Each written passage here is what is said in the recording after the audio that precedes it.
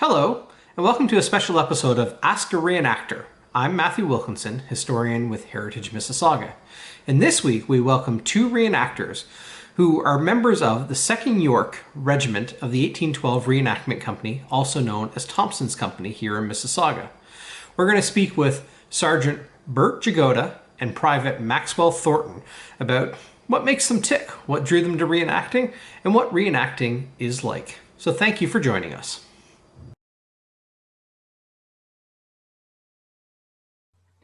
So joining me this week for a segment of Ask a Reenactor is Bertram Jagoda, who is a longtime member of the 2nd York Regiment 1812 Reenactment Company, also known as Thompson's Company. And so thank you, Bert, for joining us here at Ask a Reenactor. Thanks. Thanks so much. Happy to be here. I'm thrilled you took the time, and I'm interested in picking your brain on how this, what attracted you to the hobby, and perhaps some highlights and how we can guide other people to should they desire to follow your in your footsteps. Wondering if you just briefly introduce yourself, and our visitors might be familiar with you on the field but don't know you as you, and so I wonder if you can just give us a brief introduction about you. Okay, my name is Bert Jagoda. On the field I go by Johnson because that's a bit more period, but out of the field I'm 23 years old. I'm a business student at Sheridan College, and I've been a reenactor with Heritage Mississauga and Thompson's Company for just almost 8 years now. You are right there from almost the very beginning, I know. And, almost, yeah. You were on the field with the very first reenactment that the company took place. I believe that was the Battle of Chippewa back in what would that 2014. 2014, yes. So what drew you? We know how long you've been doing it, although I think you had some background previously, did you not, prior to 1812? Yes, a bit of medieval reenacting in Europe, but I was really young, and I wouldn't consider it the same sort of level that we do here, but definitely being around historic sites and living history people across the pond, that shaped me quite a bit, yeah. So you've always had a little bit of a history lean then too into things that interest you? And oh yeah. Yeah, I've been a huge dork my entire life, and history, that's been at the center of my dorkdom. And if I love it, I'm going to do it. And that's always been the draw. There was actually a book that I had when I was younger. My brother and I, who both reenact in the unit, had it. And it was just a flip book of various time periods in history from Stone Age up until the Second World War. And it was illustrated showing a typical scene from whatever part of the world. And it was so cool to spend the nights just looking in that book and going, what would I be doing here? Oh, what would that feel like? And one thing led to another, and it sort of pushed me in that direction. Right. Now, what drew you to reenacting in the first place? Was it that passion to explore history? I mean, what brought you into this mindset that this is something you'd wanted to explore? Well, I love role-playing games. And anyone who loves role-playing games gets that from a sense that they like imagining themselves in somebody else's shoes in some other time, in some other place. And I think people who are really passionate about history, who really live it in their minds, have a lot in common with role players. So the impulse of, I get to be a soldier, I get to be somebody else, and I get to play that attracted me to it. Now, do you want the story of how I actually got to the unit, how like the practical side of things happened? Yes, sure.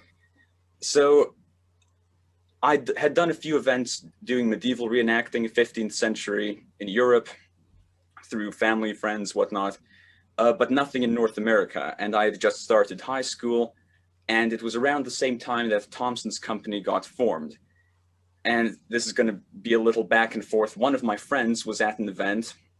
One of my friends from high school was at an event that Thompson's Company showed up to, and he knew that we were really into that sort of stuff, so he came over, asked a few questions, how to join and whatnot, and he still isn't in the unit, but he definitely referred it to myself and my brother Max. And a couple months later, in the winter of 2013, late 2013, we had done some email correspondence saying we'd like to join, and the rest is literal history. We showed up to an event, And that's one thing that Thompson's company has been fantastic at from the beginning, is there's really no crazy way to get in. You just say, hello, I'm interested. And we always say, all right, come over, let's see what's what. And that's how it goes. Well, I've marveled at your own, I don't know if progression is the right word, but you went out from very early on being one of the first recruits to joining Thompson's company, to now you're training the recruits. Yes. And so, that's an interesting evolution. And we'll talk about that, because my next question literally is, what's your role in 2nd York? And I know you are the sergeant, but what does that mean? Well, I've got several roles. Some of them stem from being a senior NCO, non-commissioned officer, and some of them are just things I do for the unit on the outside of that. But let's start with the rank. I'm a sergeant. That means on the field, I'm the go-to safety guy. On top of filling my role and living my best life from 200 years ago, I'm making sure everybody's safe. That goes from proper hydration. I mean, we're wearing wool and it's the middle of the summer. True. So that's proper hydration is one thing, watching out because we're handling loose gunpowder and making sure people are doing things safely the way they were taught to do it. So on-field safety is one thing, and then getting them, the men, trained for the field is a whole other side of it. And that's just months and months of prep before events, doing drill, holding stress tests and practical fire exercises. That's what I do, but outside of my role as a sergeant and an example to the men, I also, me as Bert, I know leathercraft and leather work, and so when it comes to making our own equipment in-house, I lead workshops on that. I show people how to modify their gear. I'm pretty handy with a needle and thread, so my personal vision is every single soldier is able to repair their own buttons and do their own patches and take in their pants or whatever if they lose weight, although no one's losing it now. I was going to say, is it take in or expand?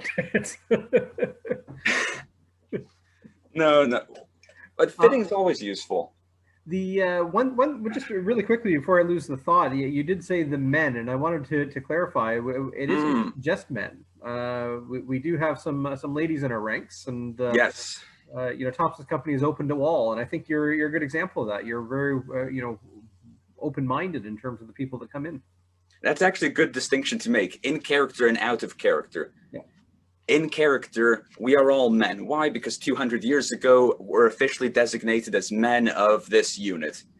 What bearing that has on out of character present day? Absolutely nothing.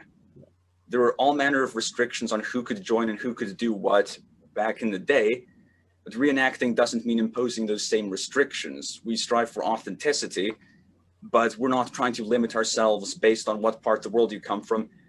Hell, my last name is Jagoda. I'm a Polish guy living in Canada.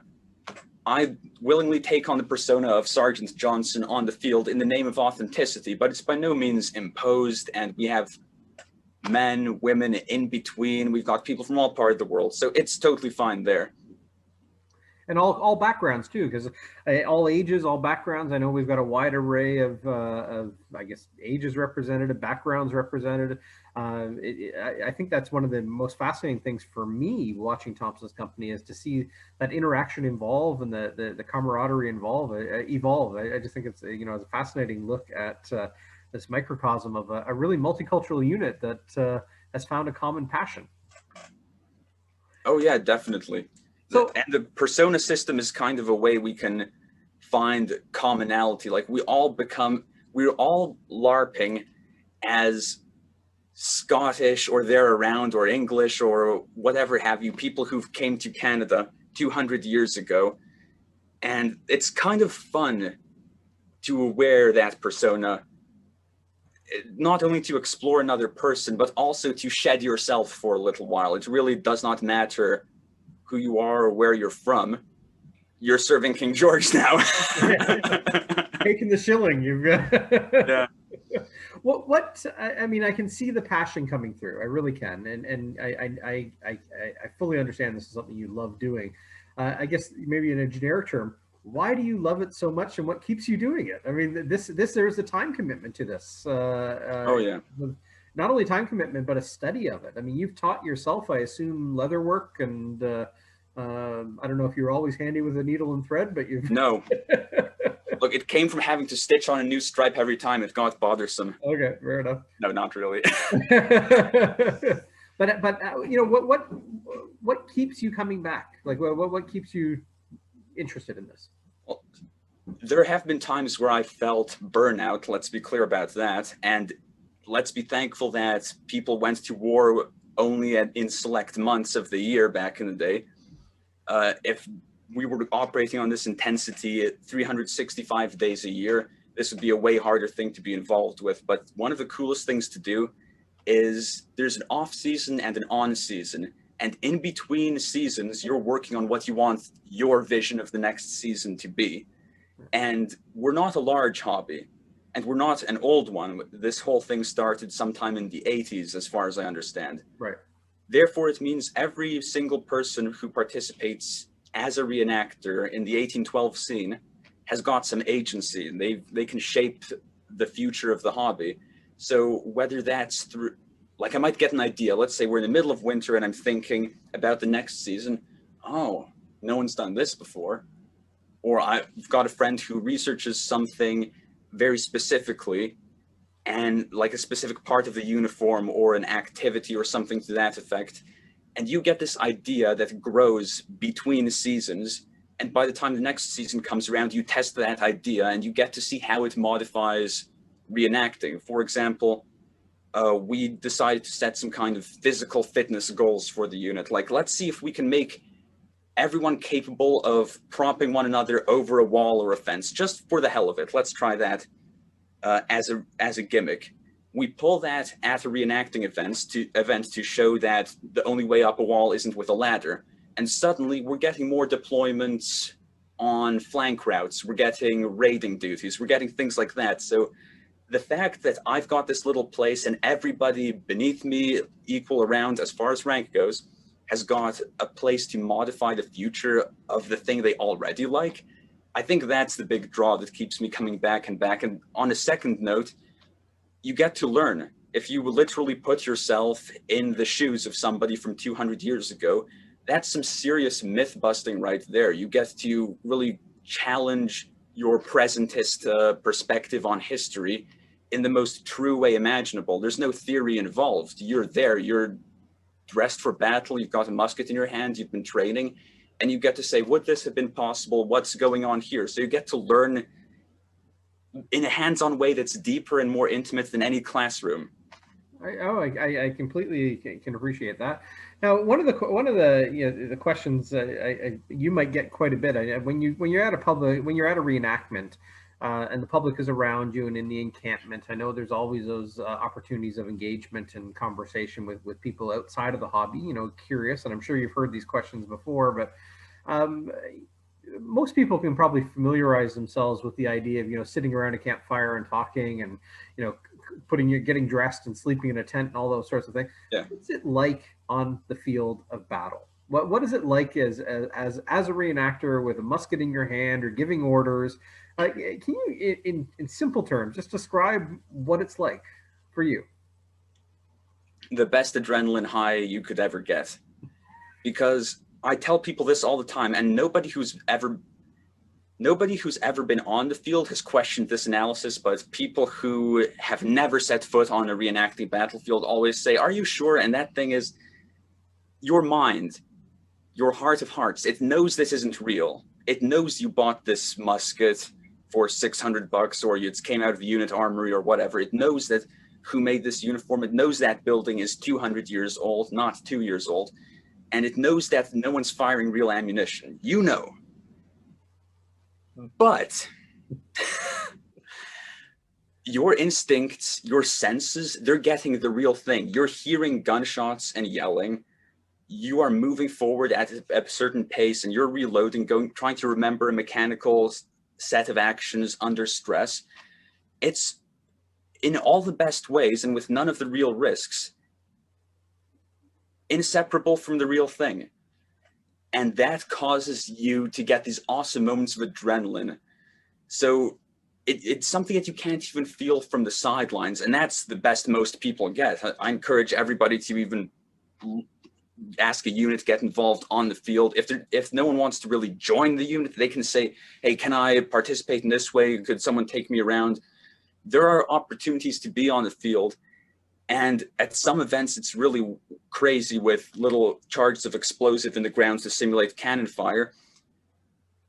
On the field, it's better than any video game, better than any imaginative experience. It's time travel on adrenaline. It's glorious. That's it. That's what it's like to be on the field. That might be the finest explanation I've ever heard of being on the field. You referenced earlier, or I referenced the idea, the connection to living history, and it's occurred to me now that we often think of living history in terms of the interaction between the living historian or the museum interpreter and the audience, the public. But I also think there's another field here where the living history experience is for you. Not only as a living historian, but also as the reenactor, you are walking in the footsteps of time yourself, and that's a fascinating concept.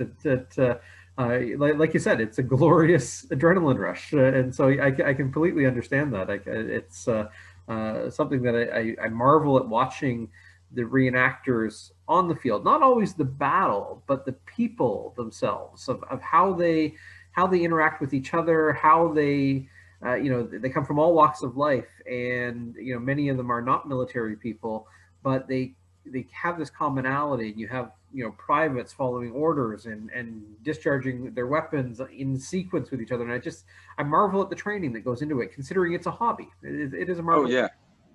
Oh, definitely. And you mentioned right just now something I can summarize as a mental barrier that people have, that living history is for us. The mental barrier people have is that somehow the reenactors are equivalent to a teacher or an employee at a museum who stands maybe behind a line somewhere. Not all of them, this is just for example intellectually here, that somehow they are separate from you and somehow it's their job to tell you history or instruct. And while make no mistake, we take absolute joy in verbally expressing or demonstrating history, we are the students. In many ways, in more ways than not, we are the students. And this is highlighted further by the fact that most of our unit is late high school or post-secondary students. So their day job, so to speak, is learning, and their hobby, it is also learning. It's not like there's some invisible stiff wall that you can't cross to become a reenactor. To become a reenactor is to become a student. We've got people here who have come to learn. It's not just to become a public educator, it's to find out what it's like. It's the draw of the musket and uniform, and screw just the soldiering. There's the civilian life, there's camping, look, we've got uniforms and clothes made of 100% natural textile. That means every garment I'm wearing has got a scent, some of it mine, but we'll not talk about that. Everything that you are holding is teaching you in some way about the reality of history. So if you want to learn from a reenactor, remove that step, become a reenactor. That's where the real learning is to be done. Fascinating. Honestly, you voice it so well in terms of the experience and what's gained from it, and kind of not only from the public perspective, but from your own perspective as well, and as a reenactor. I know in typical years, and it feels like it's been forever since we've had a typical year, but there's usually the calendar is chock full of events that there's pulls for you guys as a company to attend events, to host events, to participate in your community and reenactment events across the province. What are some of the things in a typical year? Maybe we can look forward to next year, like maybe 2022 is return to a normal calendar of sorts. But what are some of the things you typically look forward to as the reenactment season? You talked about the off season and the on season and yes, in between seasons. But what are some of the highlights? Just some of the things you look forward to. Well, the season opener, as we call it, which would be the first event of the season, It changes from season to season. Sometimes it might be at Longwood. Sometimes that event doesn't happen or something comes in before it. The season opener is special in many ways because it's like plants growing after a frost. You just see everything slowly coming together, and it's like, I know this. And the idea of when everyone pitches a tent together, you've seen these people, true, you've seen them between the off season and whatnot. But the idea of coming together, pitching the first tent, digging the first fire pit, that feeling of growth and reconnection. Now, I know that once we exit the lockdown era, that feeling of growth and reconnection might bring hundreds of grown adults to tears. But before then, it's just been this sort of, wow, look at all this. It's so hard to describe, but I look forward to the camp getting built. That's one thing. I look forward to seeing people I haven't seen in a long time. During the off season, you might order equipment, or like, let's say you're not making something like this hat, for example. You could make it or you could order it. You've ordered it, you've picked it up during the off season. That's a fairly normal transaction. Lord knows we've been doing enough package delivery and item pickup nowadays. But most people don't realize is that at reenactments, they've got this thing called sutler's row, and a sutler is a period term for a merchant that's attached to an army. And they could sell all sorts of things. Many people assume that's just there for the visiting public to sell knickknacks and trinkets and whatnot. But it's not. Many of those people are ridiculously skilled craftsmen and women who produce our uniforms and equipment. And seeing Sutler's Row reopen, it's a totally different experience. You've got the uniform maker here. You've got the gun fixer-upper over here. Gunsmith. He's going to hate me for saying that. You've got someone who sells preserves and foodstuffs and tools and shoes. It's just so cool being able to window shop for your persona for the first time, and something the internet can't beat. Literally walking tent to tent going, hey, how's it going? Trying to work out the best deal, customize something. So everything I look forward to when the season reopens it's always the very first event. It's so hard to beat the nostalgia and the sweetness of just it all happening for the first time again. Right. So we'll probably talk later about all the big booms and the heart-pounding battles and excitement and cool moments, but between seasons, that's what I look forward to most. And like you said, I mean, the off season is also in a sense a separation from not only your own company members to a degree, but I'm sure you've made friends and connections with other units that you don't see off season. Oh yeah, absolutely. There's got to be a reconnection of sorts outside of the companies as well. I'm sure I speak to all the socially awkward people out there that sometimes you know a person, but you've never learned their name, or if you did, you forgot, and now you're not on Facebook and oh dear Lord and all that stuff. And going to an event and being like, hey, guy, and just like half of reenactors are like that. It's fantastic. Just, you see these people year after year, and sometimes you never know their name. And it's all handshakes, hugs, and fist bumps, and it's just a wonderful feeling when you come back.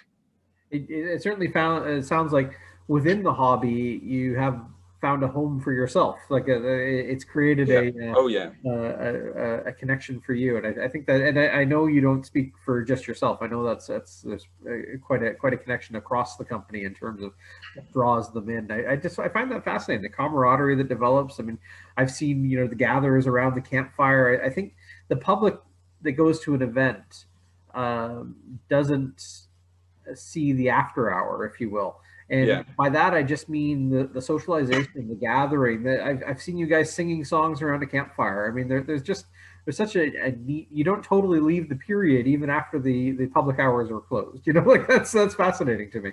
Yeah, you get to do sort of levels of camaraderie that you wouldn't do just as somebody who's never reenacted. Like, I can't even think of a context outside maybe a sports match where it's all right to hang around with a whole bunch of people and just start singing and doing the same motions at the same time. It's so weird to describe, but if you're just coming to an event as an audience member, you're right. You don't see it all. In fact, let's say you're in deep and you know reenactors personally and you get to get sort of the behind the scenes look, you're only getting 30% of an event tops. Yeah. You're not getting the full experience. I was going to say that as much as the events draw an audience, and I know they do, and I know there's an interest in that, I would say a good percentage of every event is more for the reenactors than it is for the audience, and I find that fascinating too. It's there's a passion that underlays and a camaraderie that underlays the actual event itself, for the public sees, and that is a very it comes across, generally speaking, for me as an audience member. It comes across the passion that the reenactors have for what they're doing. Yeah, and I don't think you can replicate that. That's not something you can farm in, so to speak. Oh yeah. So we're going to get around to kind of personal highlights, but maybe we'll end off on that high note, but we'll leave that for a few moments. So, you know, somebody perhaps is in our audience watching this and maybe you've always had that bug and never had a friend like you did that pushed you in the right direction. And so, you know, somebody who is interested in the hobby, always curious about it, how would they go around getting involved? What are kind of the steps? That first cold call is probably the hardest step to make. So, you know, well, how would they find out more? I'm glad you mentioned the idea of having a friend to refer you, because remember how I said that this hobby is always evolving, that we're shaping it? Well, thankfully, you don't need to know a guy who knows a guy anymore. That's the old way of doing things, where you'd just hope that you're just this lonely nerd floating around in the ether, being like, I hope I find a reenacting unit, and just trying to bump into stuff. And no, that doesn't quite work. The rate of growth wasn't fantastic from that. It was good, far from excellent. So the way things work now is we're just like joining a gaming community, if you're hip with that sort of thing, that you can find units online. In fact, Crown Forces North America has got this whole great big website, and you can shop for a unit. You'll say, okay, I live in the GTA. Who's active in the GTA?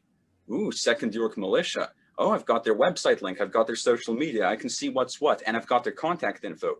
It's honestly, the fact that this hasn't been done earlier is kind of funny, because it's excellent, especially for our target recruits. We want to push the age level younger and younger all the time, and most of the people who know a guy who knows a guy are already in. So to get, and if you're young, you can also be related to someone, but none of that's relevant. If you're listening to this and you want in, Crown Forces North America, the website also handles American Forces recruitment. You can look by your region, shop for a place, click their contact info and say, hello, I'd like to join. What can I do to join? Literally, if you're interested in joining us, all you'd have to type is, I'm interested in joining, what do I do? And myself or the captain or any one of the individuals involved in recruitment will get to you. And we've all been there. There's no stigma, there's no nothing. And with these new systems that take huge advantage of social media and the way people join online communities, I predict that reenacting is going to see a growth explosion as far as membership goes. Within the next 5 years, you'll be looking at this going, what the hell is going on? So what's the kind of, you know, there's commitment levels obviously involved in this. You're joining a hobby, but it's not like you're going to take the field the first week that you've decided that you want to join. There's training involved, there's safety involved, there's acquisition of material over time. What kind of commitments are involved? Like, walk somebody through, say, from, hey, I want to join a unit, and they've got a response to, you know, fulfilling that commitment and becoming someone who follows in your footsteps. What is that road and what is that commitment like for someone? Sure thing. Your first commitment will be time. Events are full weekends, which means typically Friday afternoon all the way to Sunday early afternoon. No shame if you don't want to stick through the whole thing. I personally recommend it because it's fantastic. So that's a couple of weekends every summer, but that's not all, because there is a commitment, especially for my unit particularly, for trainings, which I hold quite frequently when we're not dealing with the lockdown era.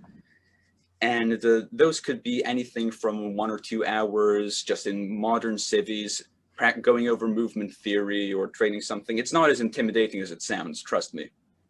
This stuff trained people 200 years ago for the largest empire in the world, so don't worry, you'll be able to learn too.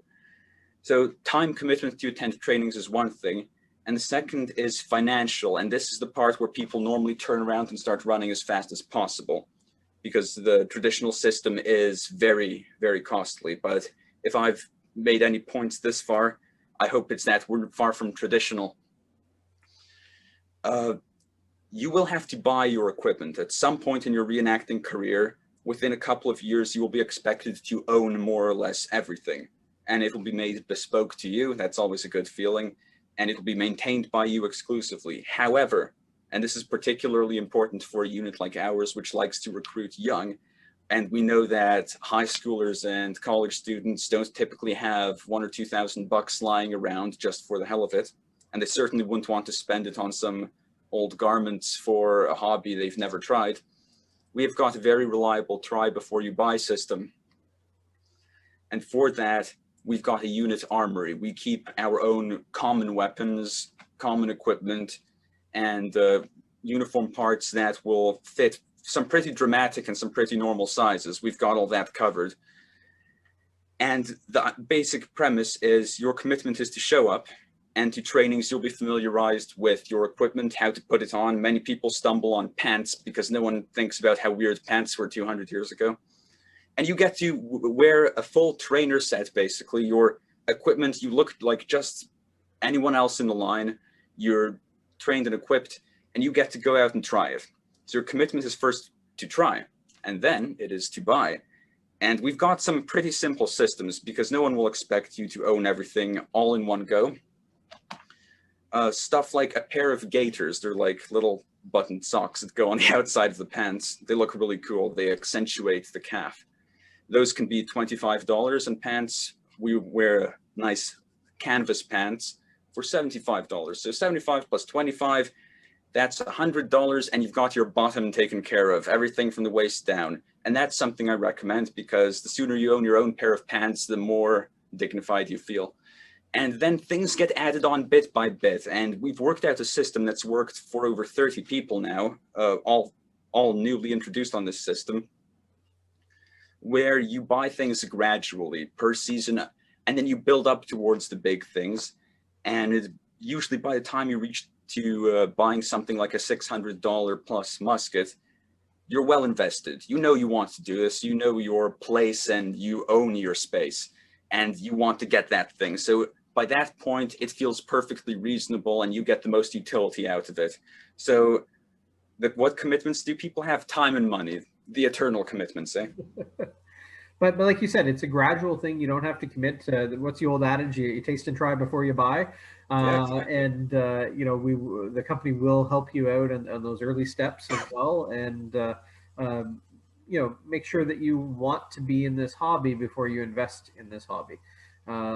Because like you said, once you're in it, it keeps drawing you back, and which means you keep putting out a little bit more money for the material that you're interested in showcasing in your persona. And Sutler's Row, I know you look forward to it every day, but it's not, or every year, but it's not free. I mean, this is every day. You've guessed it. That keeps me up at night. Yeah, and so it's the list of priorities. The big tickets, of course, are the coatee, the unit military jacket, and the musket. Those are the big ticket items. So everything the most expensive ones. And the expensive ones, yes. But everything else, from all your vest, your shirt, your pants, your gaiters, top of my head, you know, $200, $250, and you're probably covered for everything but the yeah. And honestly, I wouldn't recommend, even if someone came waving a couple $100 in their hand saying, Bert, I'm ready. I'd say, slow down. I wouldn't recommend anyone get everything at once, because the parts of a Regency era outfit complement one another. So you never want to buy a whole bunch of things in one go and find that something's out of whack. We literally have got a whole method set up for this, but if anyone wants to buy everything in one go, I say stop, save your money. Trust me. and you'll find it's better. Oh, how do these pants lie? How high do they go? What's the fit around here? Work that out. Okay, I know what shoes and pants I'm wearing. How do my gaiters fit? Because I like good tight gaiters. How are they going to fit over top of those shoes and those pants? Right, so you really have to work it up slowly. I don't recommend anyone go all in one step. And that's why it's good to have a company like Second York, where you have people that have been doing this for a period of time now, yourself 8 years, that can offer that advice and that leadership on best practices. Because I dare say, when you started, there wasn't really that guidebook on how to progress through to acquire. Oh, yeah.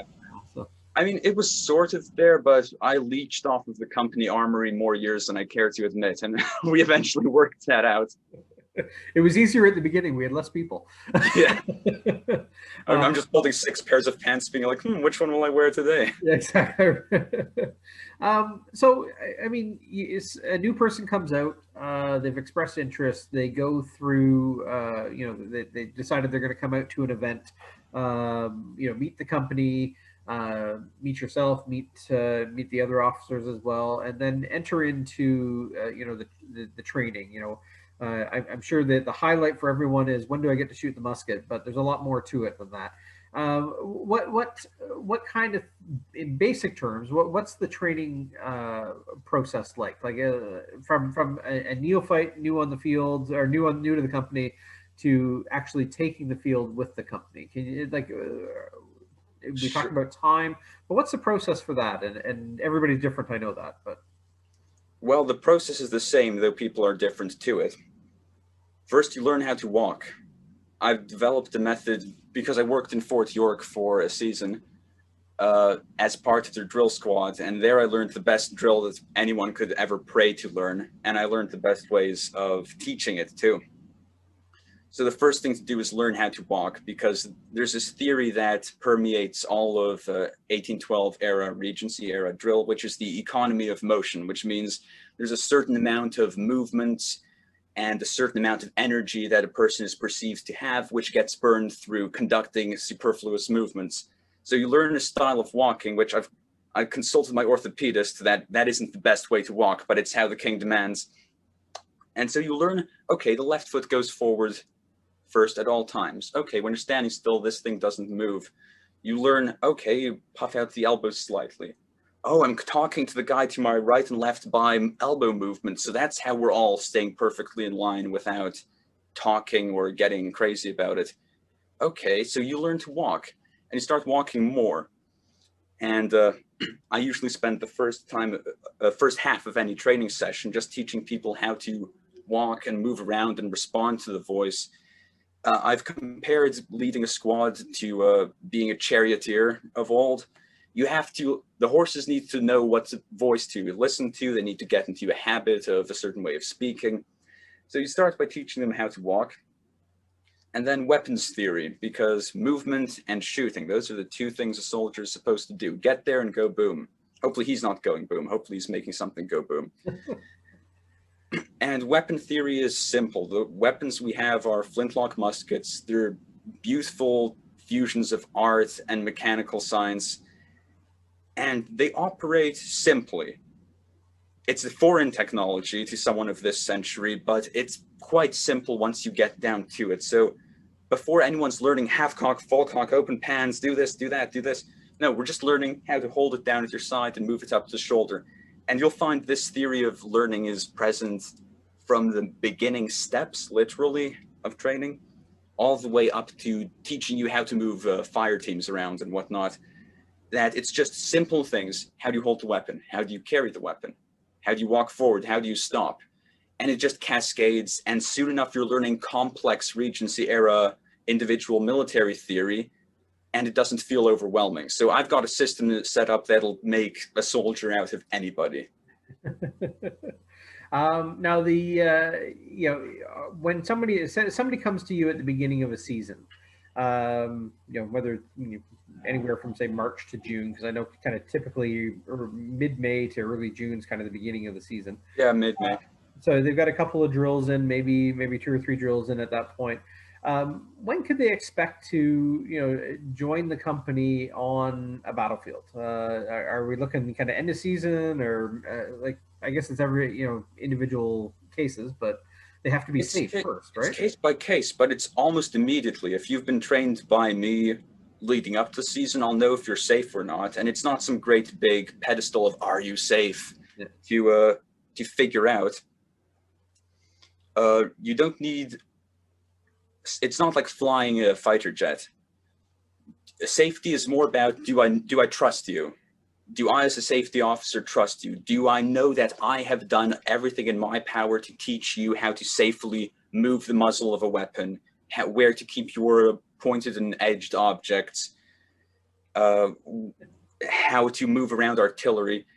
And it's not that complicated. If I trust you, and it's not some crazy social contract either, if I know you're safe, you'll field first battle. It's not like you get to sit on your bum and watch one fight and another fight pass you by constantly.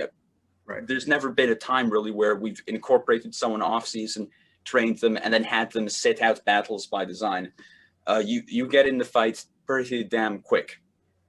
And the idea also being, you as now an experienced officer and in charge of safety on the field, you take that worry away from somebody who's new, and as long as they're following directions, you're overseeing the safety of it, right? Yeah, that's why I started balding when I was 17. Well, I know that look is a new one. So. Yeah, this is new. This is new. Yeah. So I had to take the hat off because it is humid here. Oh yeah, I believe it. I believe it. So I mean, let's we'll wrap this up on a high note, and take as long as you want to answer this question. But I threw it out there for you on, give me your three highlights of what is, in a long career in reenacting. And personal notes of things that you've enjoyed the most, when somebody says, "Hey, what's the best thing that's happened?" I wonder if you can give us three personal highlights on three of them. Okay. Well, I'm going to first talk about Stony Creek, 2019, the Battle of Stony Creek reenactment. There's several types of battle you can do in 1812. There's siege battles, night siege battles, day battles, naval battles, marine battles where you get onto the shore from the water. Well, this was a night battle on land. And there was this breakdown, because battles are semi-choreographed, where both sides meet beforehand and they say, okay, we're going to, because it's history, you know who's going to win, who's going to lose, and some of the key plot points. But we like to keep it fresh. We like to make it, like you said, as much for the reenactor as it is for the audience, maybe more so.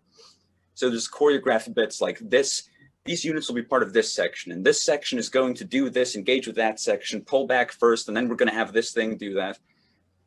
Well, there was a mistake in the choreography. Somehow something didn't get transmitted, or something was misinterpreted on the field. And what happened? We had our British battalion. It was dark. We were moving up, firing relentlessly. The Americans were firing at us again. And we're just walking up the field, and it's kind of old school. Most battles are fought this way, one big line and no surprises. Oh, 2019 was a year for surprises. What happens is this one American unit, and I won't name names, but I think he's awesome, ended up, and we were on the flank, so we just saw this happening from the side, breaking off with about 30 men. Bayonet charging the British center. Somehow they had found a mound or some kind of opportunity where they could get real close, and they smashed through the British line in the center. And that's kind of impressive. It's like, wow, we smashed the line. But no, you should have seen the looks on every NCO and officer around, like, oh no, because now there were two halves of us. And what followed was one of the coolest displays of improv I've ever seen, where you had the Crown Forces staff suddenly breaking up this big line into way smaller ones to turn and try catching the Americans that broke through, boxing them in, while still facing off against their battalion on the front. And to the audience, it's just like, oh, cool, the battle's going on. To us, it's like, this is all new. We're running. And there are so many small moments within that. Like, the guys who broke through, they managed to get out. And they did that by running around the drums of the battalion. So that's all the 5 drums. the musicians, as the audience would call them, they managed to run around into the back and escape out the side. But on the way there, you actually could see the drum major break out of his position, run over, and just hip check one of them to the ground. The drums started taking prisoners. It's those unscripted moments. And by the way, no hard feelings. Everyone was like, this is awesome. The guy on the ground's like, this is awesome. And all because of a little mistake in choreography. But that just shows how much trust there is that, oh, this isn't working out. Let's make a totally new moment out of it. So that was the Stony Creek breakthrough. Another cool moment came from our very own engagement at Bradley Museum in Mississauga, an event that we, the Second York, organize, and we get a full stake in the choreography. We set up this really cool system, and it was like the first of its kind, where you've got the battlefield, and it's kind of running like a golf course where people are fighting along a narrower battlefield, and they're just fighting along it. And down below, you've got a whole audience, little fenced off section that they can walk and follow the battle as it unfolds. And they can literally, in most battlefields, you're stuck to some bleachers or you're watching from a fixed position through a dense crowd. So you can't change positions, but here you're meant to follow the action, and people love that every time we do it. Behind them is a thin stretch of woods, and beyond that is a trail.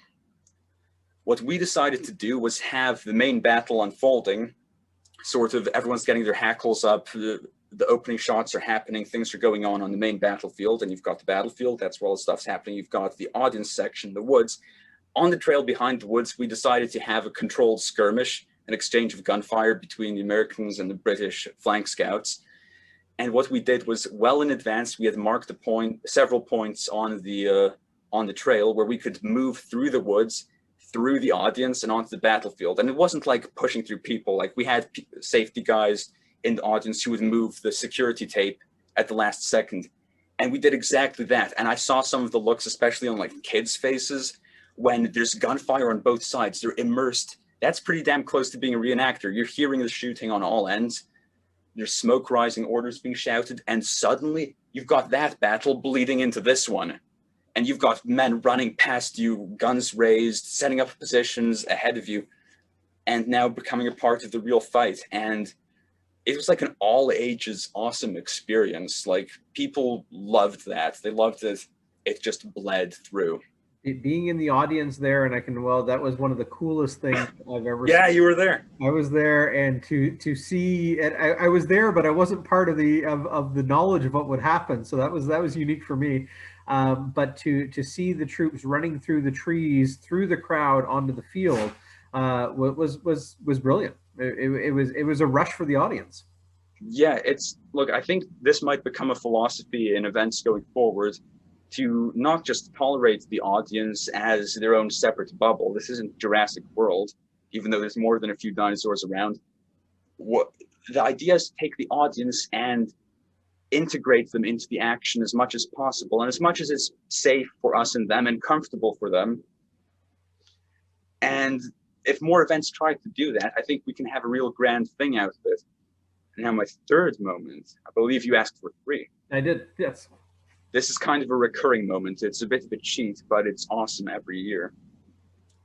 The highlight battle of the 1812 season, at least in our unit, the 2nd York, we hold that to be Fort Erie, the Siege of Fort Erie reenactment that happens in early August every year, except last year, and you know why. And why is that? They've got the original stone fort.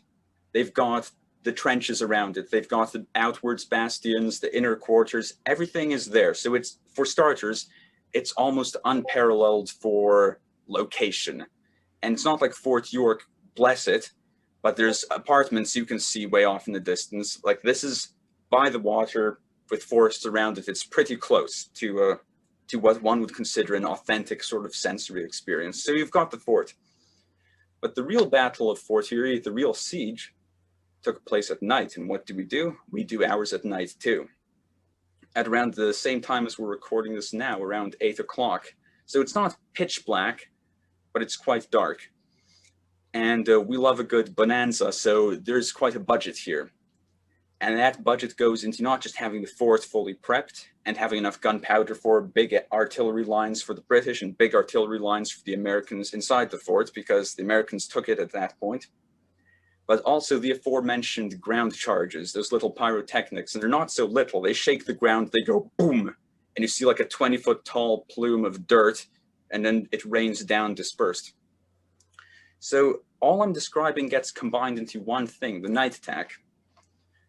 And we were going to go back to this. The audience is only getting part of the story, because while the audience is sat in the audience section at the Fort Erie battlefield, the British battalion is moving around through a bunch of residential neighborhoods. It's kind of a tradition at this point. They know who we are. They sort of, there's a bunch of in-jokes that happen to, and it's one of the property owners very graciously allows a whole battalion of men to walk through their backyard and into a forest trail.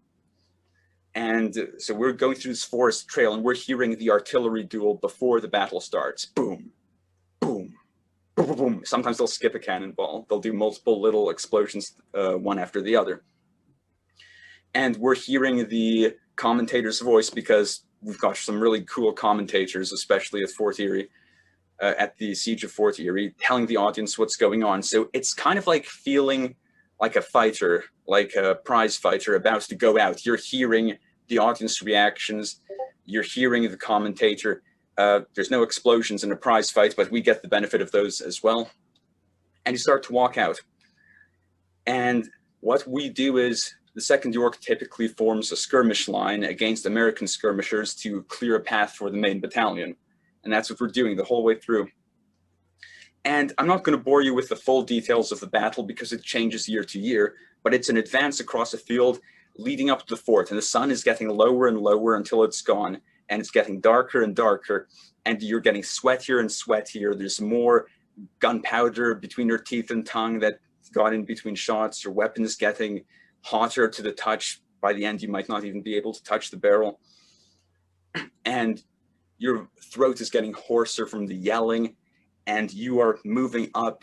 You're interacting with friendly units. You're interacting with the enemy by hallooing them, or basically yelling period insults at them as you move with intent to kill.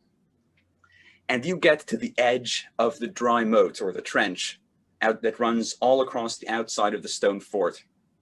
And it's about a story and a half, or sometimes in some places it's a story tall,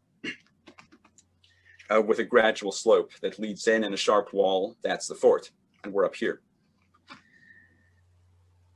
And the light wing of the battalion, which we are a part of, has got this amazing job that I think we've secured it because we have such great zeal in it.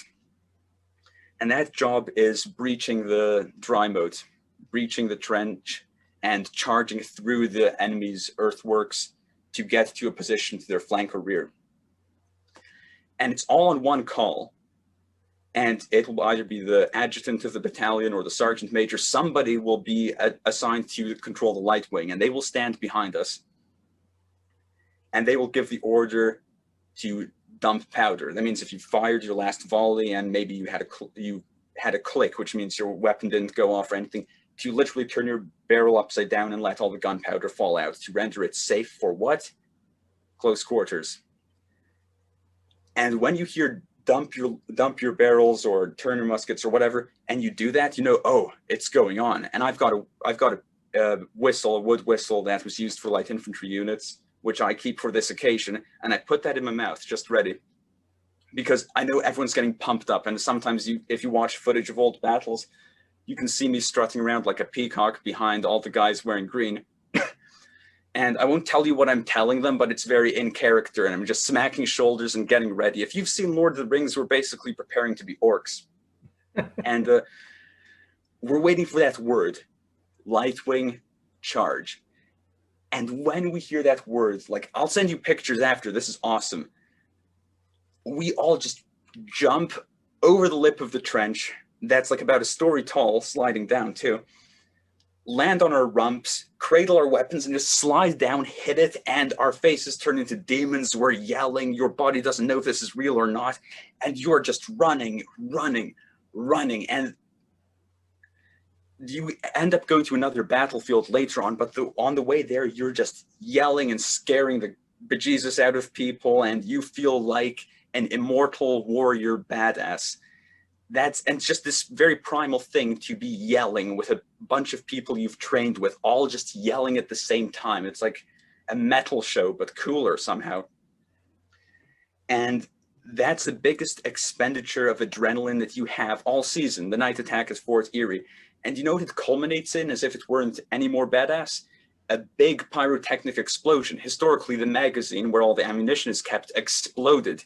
And that is faithfully recreated every year, a big orange fireball in the sky that routs the British battalion. And since we're in the trench, we usually don't rejoin them when it's time to raise the dead and walk off the field. So that feeling of looking around at the bottom of the trench and seeing the people you've just spent a very real night fighting alongside, you just see these mad, wide eyes. Like everyone's like, this is the coolest thing ever. This is the coolest thing ever. Like people are still high on that adrenaline. Happens almost every year, but 2019 in particular, the most recent one, we had our best. And that takes the cake for all-time favorite reenacting moment.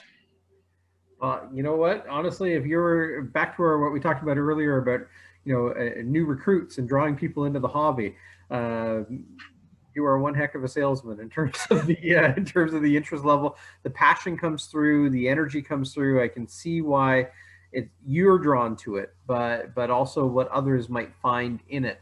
That camaraderie, that primal energy release. I don't know what the right word is there, but yeah, bring a thesaurus. Like God knows I use that many times. But it really shows through in your words and the passion that you exhibit when speaking about it. And I marvel at watching the company not only train and drill to know where they've come from and to know where you've come from, but to see them on the field, to see them in positions of trust and showcasing what they've learned how to do, and again, largely now in the last few years under your direction and your guidance. But bringing along people who are newer to the hobby and throwing them in the mix and seeing that passion come through, it's just exciting. I remember we have one of our newer recruits, Gabriel, had his first taste a couple of years ago at Stony Creek, and very similar to that idea of how a reenactment experience is like. It's remarkable to see. And I commend you. I thank you on behalf of Heritage Mississauga. I thank you for your time, your energy, your passion. Thank you. And I look forward to, like you said, the hobby, potentially growing, and as we get back to normal, new people coming into the fold, and you'll be there to help steer that ship and guide new people in the hobby. So, I thank you for that, and thank you for your passion. Thank you so much. And if I may have one word sort of part with, if you've been watching this video and any part of it has spoken to you, any part, and you've heard us, the future of the hobby is growing. There's room for more, and that room is for you. So please look up the 2nd York Militia, Crown Forces, if you're not in the GTA, or we've got members in New York. There's no reason to be outside the GTA and not join, but you'll find a unit for you. I'm not particularly picky. If you're wearing green, if you're wearing red, blue, gray, no shirts, whatever, I look forward to seeing you as a part of this amazing hobby sometime in the future. So please join us. Well said. And we will run the links after the show. And, I'm picturing the Uncle Sam picture of pointing at the camera and saying, "We want you." There you go. And so, it can't be a finer way of saying that. Come on out, connect, and explore if you're in any way interested. And even if you're not interested in participating, but as an audience member, you can engage in any level with the activities of 2nd York. So we look forward to seeing you. I'll say the collective you. We look forward to seeing you, Bert, and the rest of the company, and we look forward to seeing the audience out at an event when we're allowed to do so. And here's hoping the engagement at Bradley, which is tentatively scheduled for October 2nd and 3rd at the Bradley Museum in 2021. We of course couldn't run the event last year. We are hopeful that the date that we'll be able to do it in some fashion this year. We do not know, of course.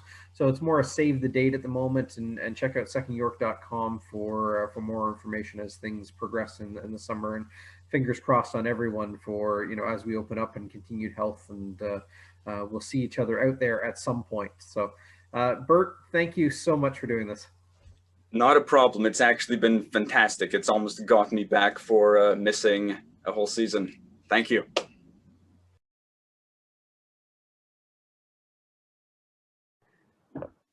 Well, joining us this week for a special episode of Ask a Reenactor is Maxwell Thornton of the 2nd York 1812 Reenactment Company, also known as Thompson's Company. And so, Maxwell, thank you for joining us to explore this hobby that you have found yourself embedded in. Thank you for having me. My pleasure. Could you briefly introduce us? Tell us a little bit about your background and kind of what drew you into exploring living history.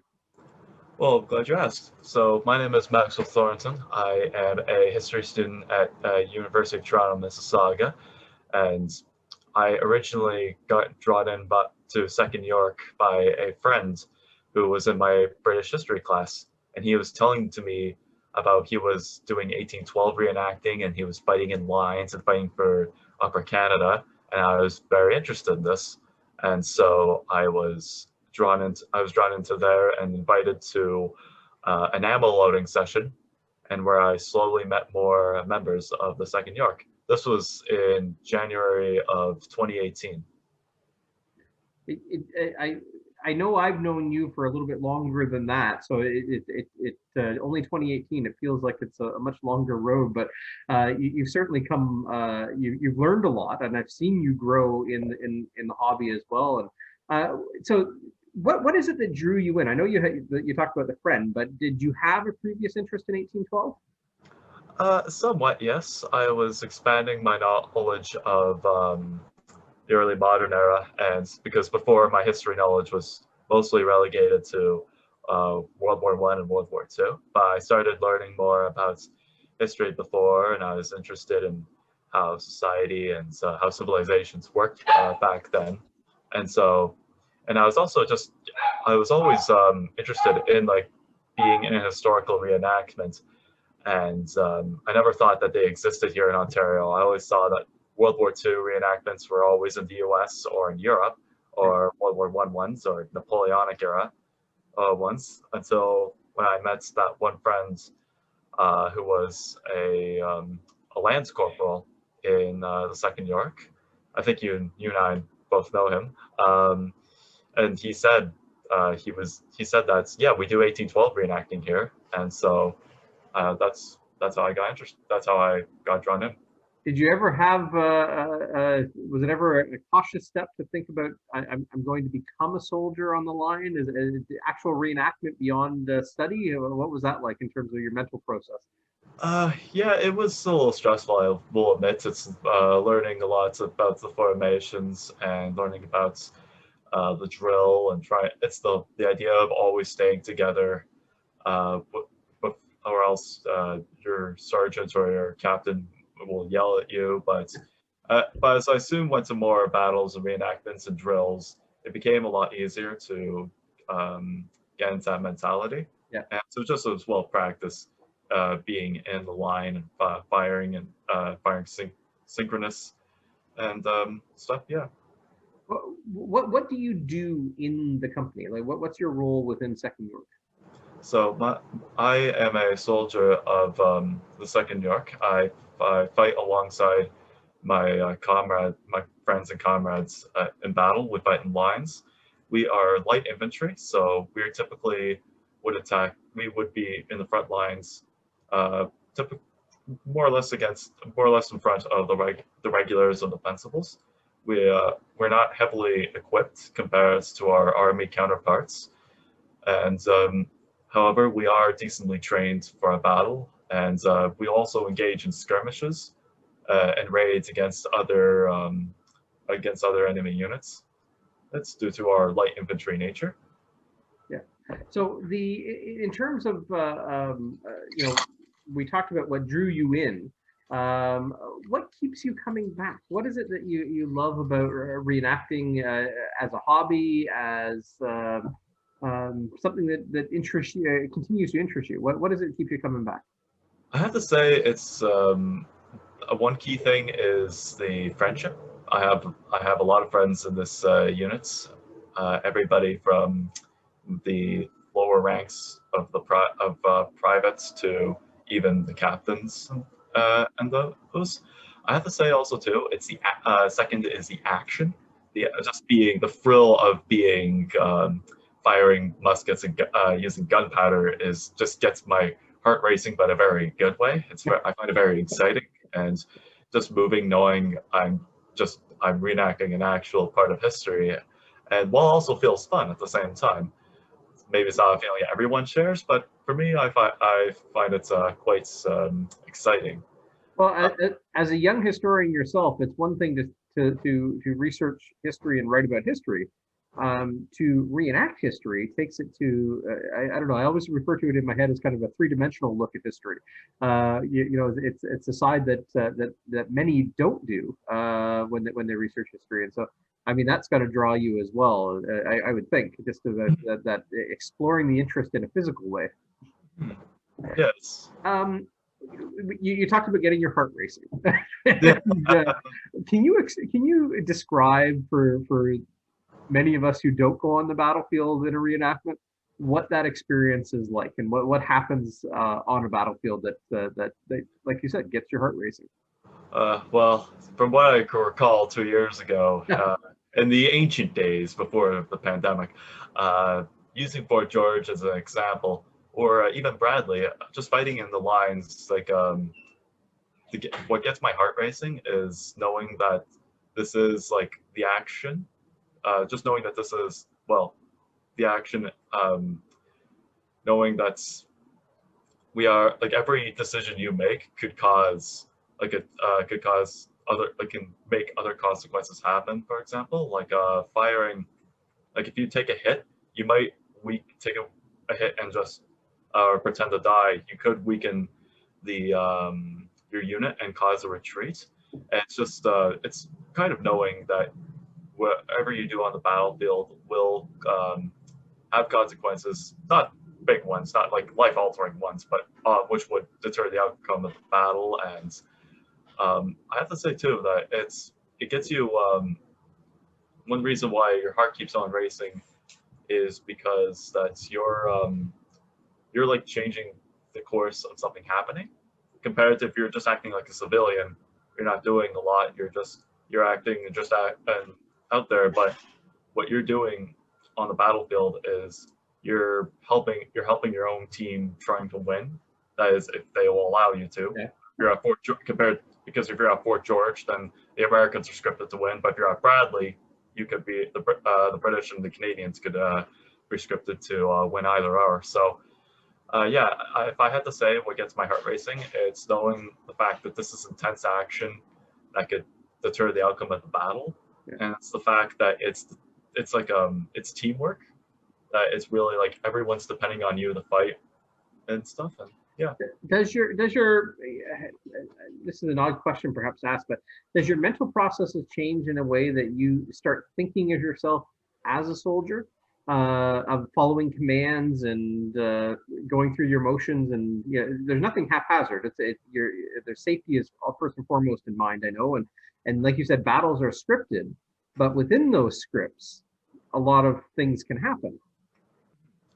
Well, I think it depends. I mean, like when I'm fighting in line warfare, I know that's like I am aware of course, of the danger that the enemy is literally right in front of me, but I'm at least aware that I have like my friends right beside me as we fight in lines, and sometimes just in case I ever feel like I'm outnumbered, sometimes I just try to look to my left or to my left or right, and I notice that there are still other units right beside us, or trying to at least attack or defend.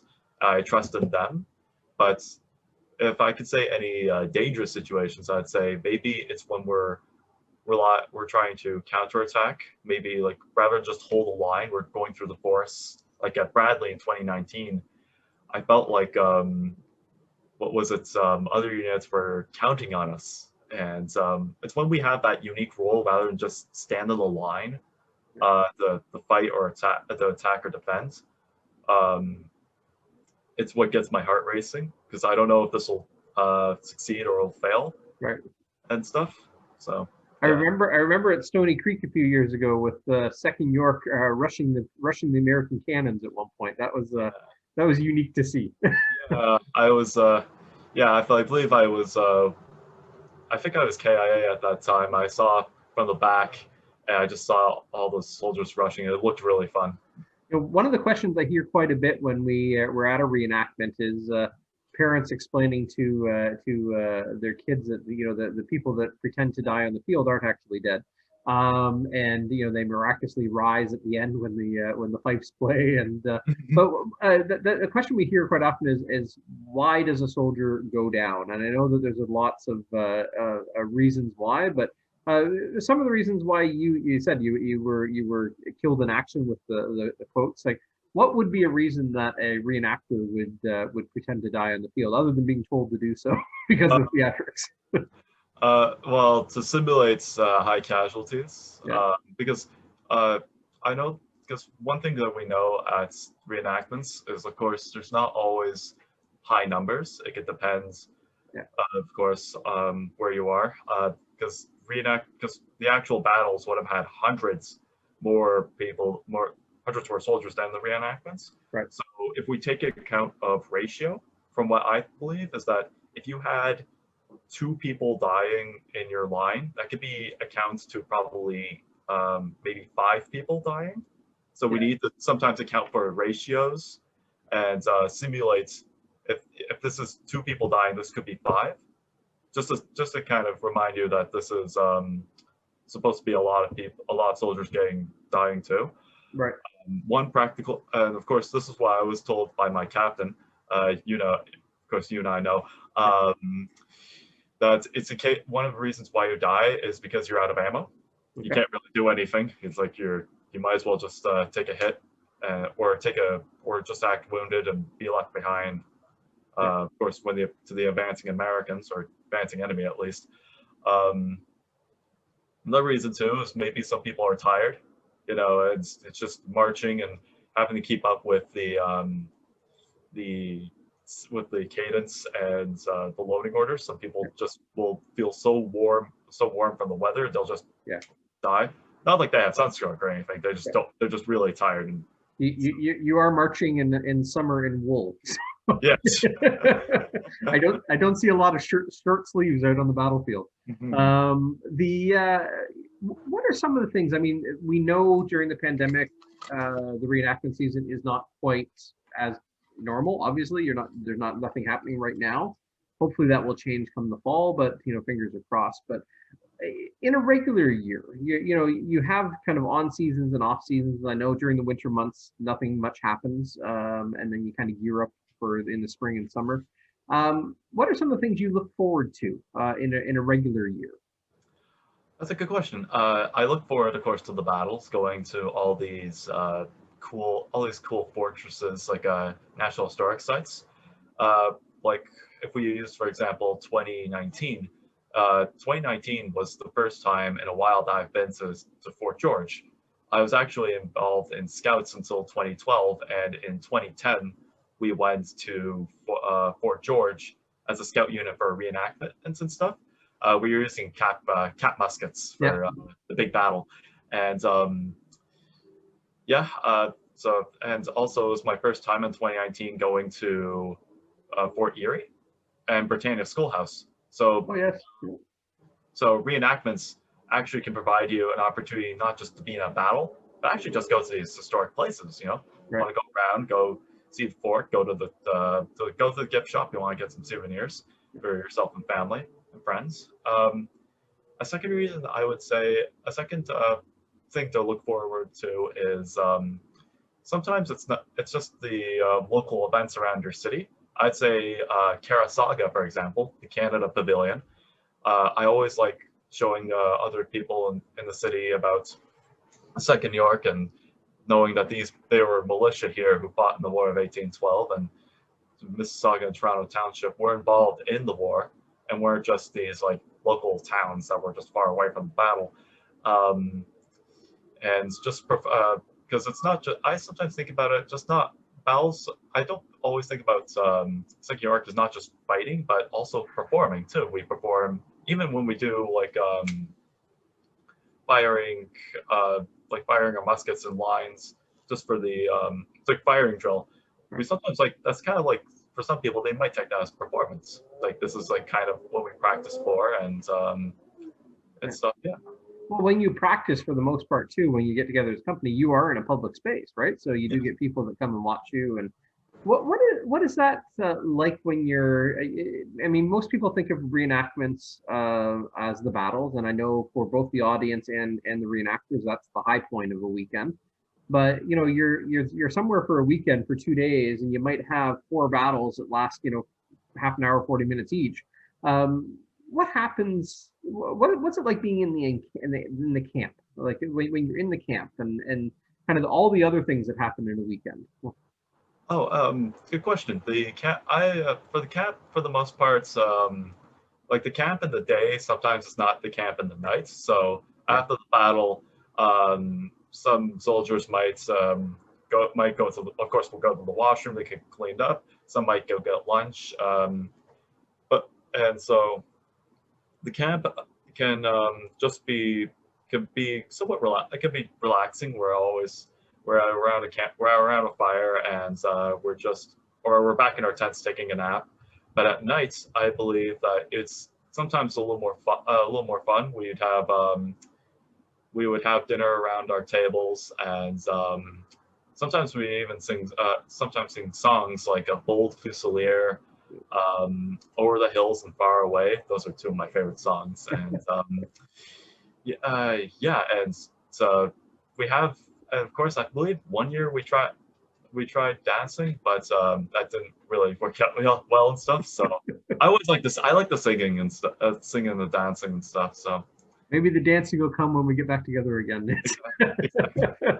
Now, I'm sure you've gotten approached before, and I mean, you yourself started out and approached the company new as well. And you know, what advice would you have for somebody who is interested in exploring this hobby that never has never knocked on that door before? Just somebody starting out. What kind of advice would you have for them? I would say to, of course, get like be sure you have money because for the outfit, but later on, of course, though. Yeah. But for immediate advice, I would say just, of course, just make sure to practice slowly and stuff. Like, don't try not to rush with us, rush with the rest of the company, because practicing for drills and the cadence and marching and even everything from order arms to shoulder arms, that requires practice. It sometimes take months to fully master it. So I'd say go slow, and while at the same time encouraging them to come to like one events around here, Bradley or the Carasaga, because like for me, when I first joined in 2018, I didn't come to many events that were outside of Mississauga, such as like Fort Erie. I went to Stony Creek for a day. So I'd encourage them that if they can't go to every event, just to at least come to the ones around Mississauga, like Bradley. Right. Try to make friends too. Like we're very welcoming as a unit. We're always willing to make friends, and yeah. And you guys as a unit too, you really do take pride in the training. So you're bringing somebody in. There's somebody there to teach and to mentor. I always find. I think that's one of the neat things I've seen about Second York. Yes, exactly. And of course, we are. As I'd say, that's for us who are more experienced. We are encouraged to mentor and to teach others. This is going to be a little cheeky, but one of the reasons not just to do it because we are being friendly and we want people to succeed. Sometimes we want to get those promotions. Sometimes it's a minor reason, but it's technically there. There is that within the company too, because it does. You are not soldiers, but you're portraying soldiers, and as you get promotions, you get more responsibility as well. And not all of those are on. I know they're not always associated with the battlefield and with the encampment, but there's some things, newsletters and website and the social media and all those kinds of things. And I know you've got your hands in those. The Yorker Gazette, which is the company's new newsletter, has just produced its second issue, and you've written for both of the issues on, and I believe you're planning to write for some more. So Yeah. you get to explore other aspects other than just being on the field. So that's it's fascinating to see. So one last question, but it's a big one. Can you describe 3 of your favorite moments from being a reenactor in Second York? And we're talking multiple years, although I know we haven't done anything for over a year. But 3 things that you, in your time with Second York, that really highlight and they're special for you. It's a bit of a tough one. I have to say the third most is the Battle of Britannia Schoolhouse. This was a small one by reenactment standards. We only had the Second York and the Canadian Volunteers fighting over a small little plot of grass right next to a schoolhouse. But what made this battle special for me was it was, of course, the last major reenactment we had before COVID-19 the next year, and the theatrics of it too. We had fireworks play at the end of the battle, and there's an iconic photo of me jumping in front of the fireworks with my musket smiling like I'm triumphant. But I have to say that was a fun event because we were knowing that a lot of my friends were there, and we did fight pretty well despite our muskets not working as often as we thought. The second most important thing in Second York, I would say, would have to be the Battle of Fort Erie. That was a really big battle, probably the biggest one I've ever been in since the Battle of Fort George back in 2019. And Fort Erie, it was amazing because there were so many reenactors, hundreds of them on both sides. And I remember we were on a huge field outside the fort, and we were just charging as one force. And then we went down into the trench of Fort Erie, if you've ever been, I believe, on the east side. And then we ran through. My heart was racing so much, and we were fighting the Americans inside the forts until we were pushed back. And then when we got to the end of the trench from where we entered, the battle ended. And I have to say, the theatrics of that event were just remarkable. And knowing that I was with all my friends there, I just felt like we were all having one fun time. And even though we lost, we fought, and we fought hard, and everyone saw. A lot of people saw us and to see us, and a lot of photos and videos were taken. So I kind of felt like a bit of a movie star there. Even though I probably wouldn't have been noticeable to many cameras and the onlookers. And the last thing I'd say that's the best thing about Second York is the fact that I'm in this is a bit of a weird one, maybe a bit of a weird reason, but I say I'm in this iconic uniform and stuff. I'm not just fighting, but I'm also talking with the public. I'm engaging with a culture, older Canadian culture, with Canadiana. I'm singing older songs. To a small extent, doing a little bit of dancing and stuff, performing some old traditional customs that are not as practiced as much today. And I'm performing stuff performing old Canadian heritage for others and stuff. So yeah, it's something to somewhat identify with here. So that's a living historian coming through right there. Yeah. No, all of those things that I mean, they resonate for different reasons, which is fascinating. Like you have a broad perspective in my view of the passions that draw you into this hobby and keep you in this hobby. And like I said, people can come out and walk through encampments and see the battlefield, but connecting with the actual individuals who do it as a hobby, but have spent many hours perfecting their craft.